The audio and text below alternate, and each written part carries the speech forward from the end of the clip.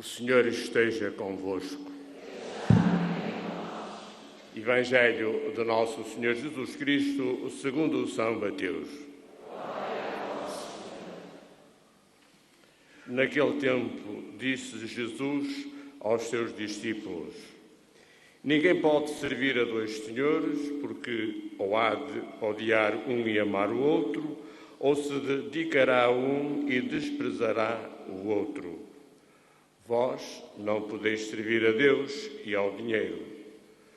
Por isso vos digo, não vos preocupeis quanto à vossa vida, com o que haveis de comer, nem quanto ao vosso corpo, com o que o haveis de vestir.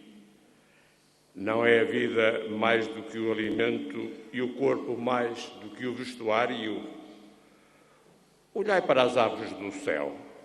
Não semeiam, nem ceifam, nem recolhem em celeiros, e o vosso Pai Celeste as sustenta.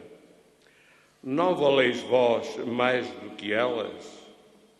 Quem dentre vós, por mais que se preocupe, pode acrescentar um só côvado à sua estatura? E por que vos inquietais com o vestuário? Olhai como crescem os lírios do campo. Não trabalham nem fiam, mas eu digo-vos, nem Salomão, em toda a sua glória, se vestiu como um deles. Se Deus assim veste a erva do campo, que hoje existe e amanhã é lançada ao forno, não fará muito mais por vós, homens de pouca fé? Não vos inquieteis dizendo: que havemos de comer, que havemos de beber, que havemos de vestir?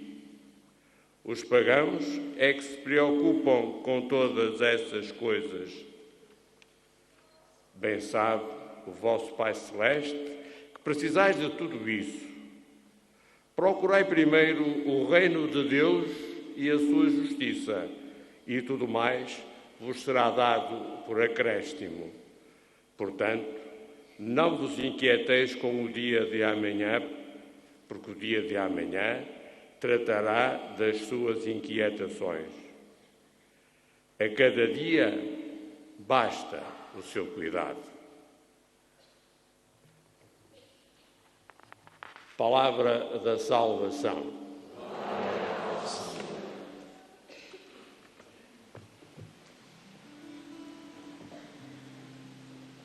Aleluia, aleluia,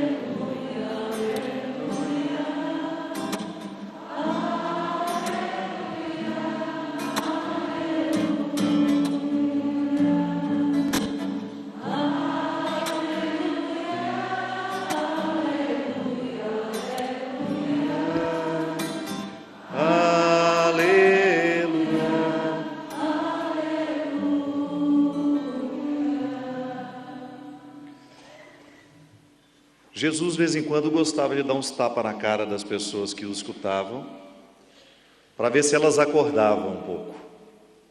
O evangelho de ontem, eu não sei se você participou, mas foi um tapa na cara, para acordar, porque às vezes a gente dorme mesmo, não no sentido de pegar no sono, a gente fica entorpecido, a gente deixa de perceber a vida.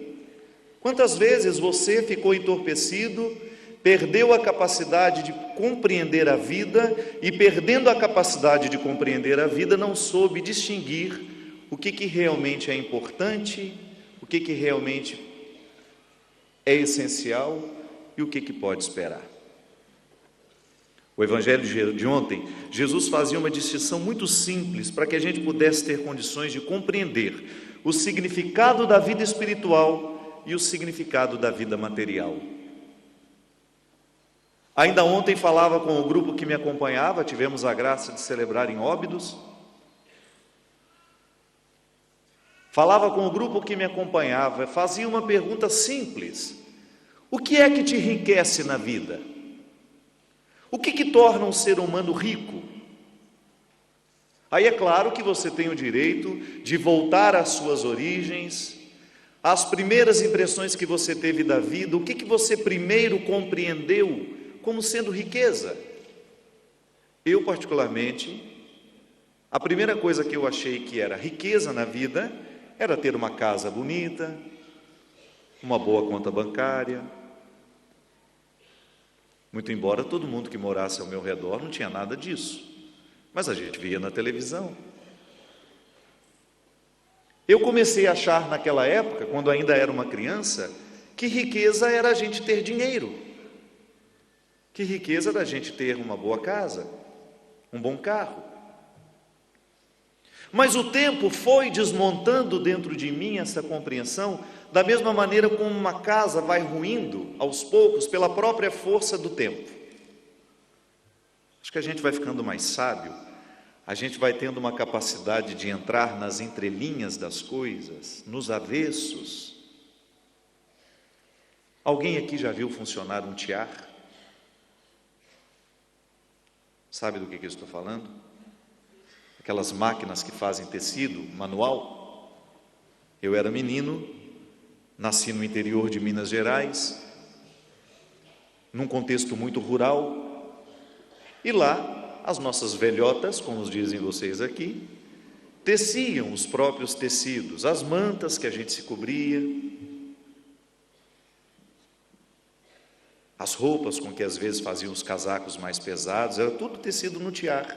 Aquela montoeira de linha, muitas linhas sendo entrelaçadas no mesmo lugar, aquele movimento pesado, né? Era uma máquina pesada, me lembro, aquelas senhorinhas sentadas no tiar, cantando, contando histórias, enquanto isso fazia aquele tecido bonito, às vezes listrados, dependia da habilidade da artesã.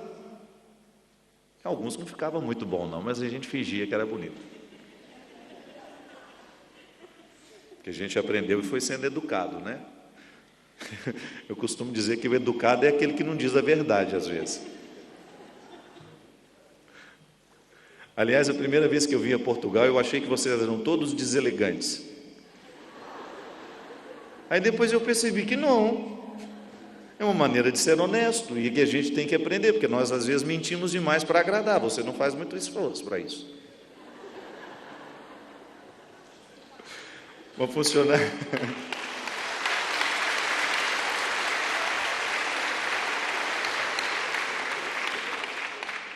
Percebi a primeira vez que vim a Lisboa. Entrei no táxi e falei: o senhor sabe onde fica o endereço tal? Eu não, é você que tem que ir, você que tem que saber. Se é você que quer ir, por que sou eu que tenho que saber? Tá certo ele. Eu deveria ter feito a pergunta diferente, né? Enfim. Aquele tecido que era feito tinha um lado direito muito bonito. Muito bonito.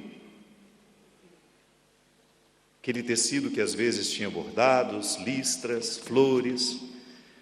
Mas eu, olhando por baixo do tiar, que eu era muito menino e curioso, eu comecei a perceber que o avesso do tecido não era tão bonito quanto o lado direito.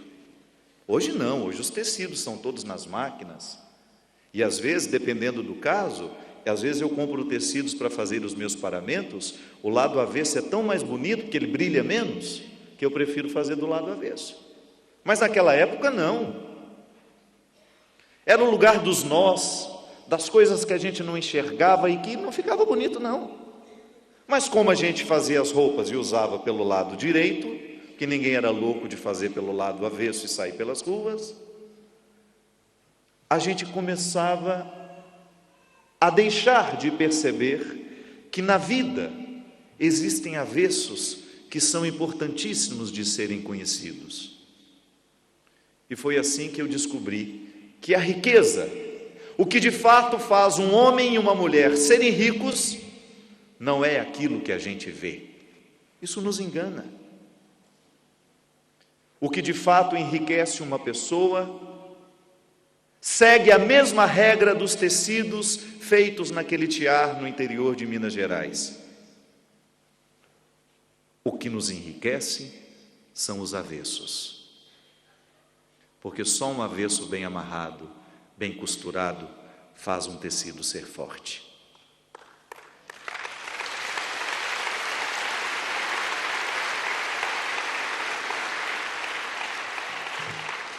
Só mesmo aquele que costurou da maneira correta os avessos, as linhas, os nós, para que não ficasse nenhum ponto solto, dava a garantia de que aquele tecido seria durável. Minha gente, pode parecer estranho essa comparação, estranha, mas nós somos do mesmo jeito. Nós somos do mesmo jeito.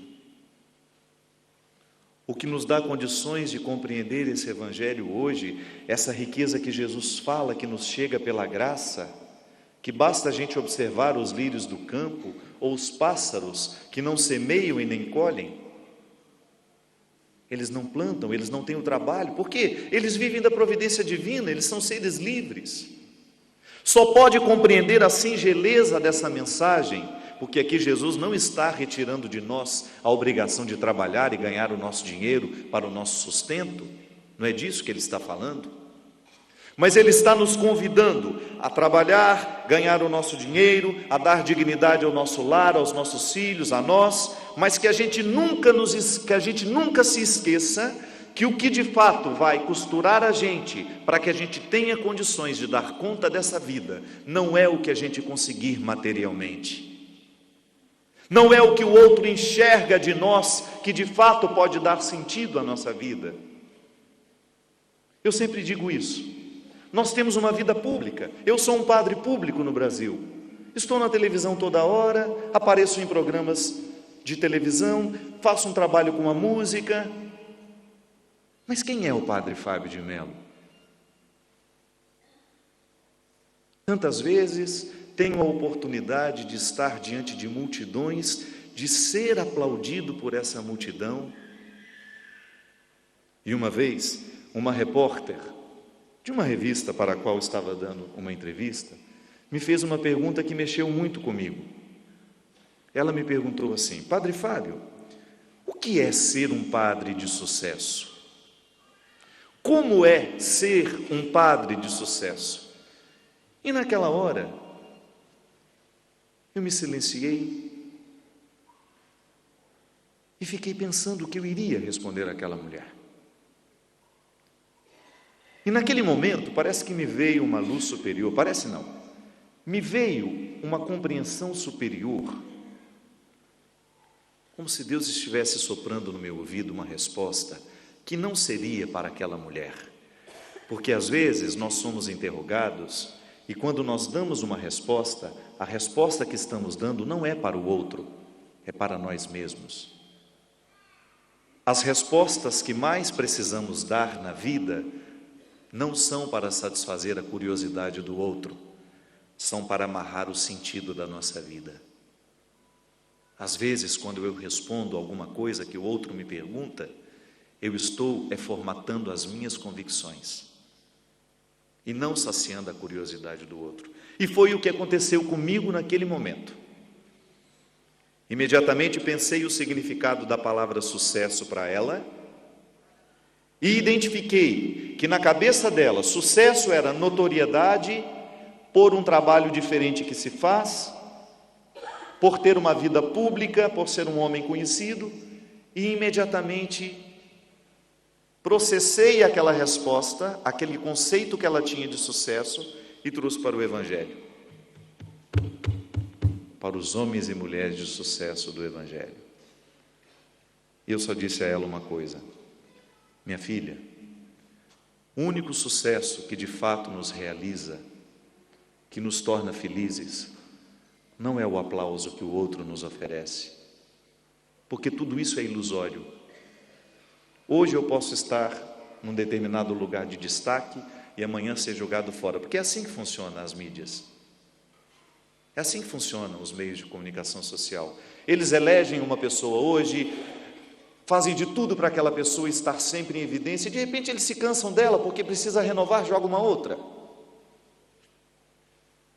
E foi então que eu disse a ela a resposta que eu deveria dar a mim mesmo: O único sucesso que de fato nos realiza é a gente, ao final de um dia de trabalho, deitar a cabeça no travesseiro e dormir feliz, sabendo que amamos o que deveríamos ter amado, que perdoamos o que deveríamos ter perdoado, que fizemos o que deveríamos ter feito.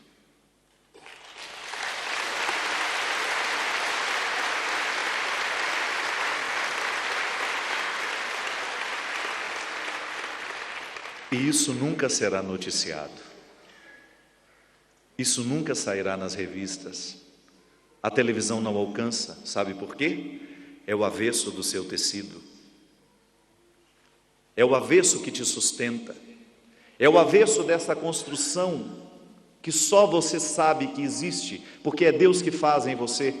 E Paulo, aqui nessa primeira leitura, usa uma das expressões mais pesadas de todos os seus escritos, porque é uma confissão, é uma espécie de nudez. Este homem fica nu diante desta comunidade ao dizer: para que o meu espírito não se enchesse de vaidade, aqui ele usa a palavra glória, foi-me dado um anjo de Satanás, um espinho na carne, que geme, grita dentro de mim, dia e noite, me lembrando que eu sou fraco, que se eu não administro essa minha fraqueza, ela vai prevalecer sobre tudo o que eu sou. Se eu não administro aquilo que em mim é precário, Deus não terá a oportunidade de fazer a sua obra em mim. E o meu tombo será de acordo com a altura que eu cheguei. O cristianismo, minha gente, não é a vida pública que expressamos. O cristianismo que Deus espera de nós não é a publicidade que fazemos do Evangelho. Isso até os descrentes fazem, e fazem por dinheiro. Até aqueles que não acreditam em Deus, fingem que acreditam, fundam as suas igrejas, exploram o povo, constroem as suas riquezas, tudo em nome de um Evangelho que nunca acreditaram. Não há mérito nenhum em abrir portas de igrejas, construir grandes santuários como esse, encher as pessoas aqui, de pessoas este lugar, se nós não estivermos com o coração tocado pelo Evangelho, se não estivermos acreditando em tudo o que dizemos aqui, e se não estivermos buscando nos nossos bastidores a luta contra este espinho que nos envergonha. Digo por mim, eu sei as fraquezas que carrego comigo. Ainda agora visitei um há pouco ficando nervoso. Eu sei como eu sou frágil e como eu preciso cuidar para que este Evangelho que eu tanto creio não vá por água abaixo toda vez que aquilo que eu tenho de mais mesquinho grita forte dentro de mim. Não se iluda. A vida cristã que te salvará não é essa que pode ser contabilizada, quantas missas você foi, quantas comunhões você recebeu, quantas confissões você fez ao longo da sua vida. Isso é público, isso é matemático. O que te salva é o tanto que esse altar transformou o seu coração e o seu jeito de ser na sua casa, no seu ambiente de trabalho, com as pessoas com quem você convive. O que de fato faz um cristão ser elevado à glória dos altares não é o tanto de riqueza material que ele acumulou, não é o tanto de sucesso que ele fez, muito pelo contrário. Ainda hoje, lá nos Valinhos, nós refletimos sobre isso. Deus sempre teve preferência por se manifestar diretamente ao coração dos mais simples, dos mais desprivilegiados. Deus não tem medo de pobreza. Deus não tem medo de pecado. Deus não tem medo de miséria. Quem tem somos nós. E no dia que nós olharmos para a nossa fraqueza e compreendermos que ela é o lugar onde tudo começa, porque somente aquele que se aceita fraco descobre-se miserável, oferecerá a Deus um ofertório, oferecerá a Deus um sacrifício que de fato tem o poder de transformar a nossa vida. Qual é o espinho na sua carne? Qual é a fraqueza que te afasta deste altar? E, consequentemente, qual é a fraqueza que te afasta dos seus irmãos? Se você não for honesto o suficiente para percebê-lo, para olhar de cara, firmemente para esse espinho, você jamais será capaz de construir um avesso sustentável que te fará chegar à eternidade. Termino com uma historinha muito simples que talvez você já tenha escutado. Um homem tinha um temperamento muito difícil, era muito bravo, brigava com Deus e o mundo, e ele procurou um mestre e pediu a ele: como é que eu faço para controlar esse homem bravo que mora dentro de mim e que machuca tanto as pessoas? O mestre estava mexendo no chão, nem para cima ele olhou. E ele só disse assim: dentro de nós moram 2 cães, um muito bravo e um manso. E o homem perguntou: e qual deles há de sobreviver? Aquele que você mais alimentar. Aí nós voltamos à liturgia de ontem. Se nós optarmos por alimentar a nossa vida material, somente a nossa vida material, nós jamais descobriremos a graça de sermos de verdade. Seremos para fora, seremos sucesso para o outro, mas se nós alimentarmos a vida espiritual, a busca pela palavra, o conhecimento de Deus que passa pela vida, se nós nos embrenharmos nesta missão, nós teremos a feliz oportunidade de um dia aplaudir a vida que a gente escolheu viver. Porque nada, minha gente, nada pode nos fazer mais felizes ao final da nossa vida que a gente morrer satisfeito com a vida que a gente escolheu viver.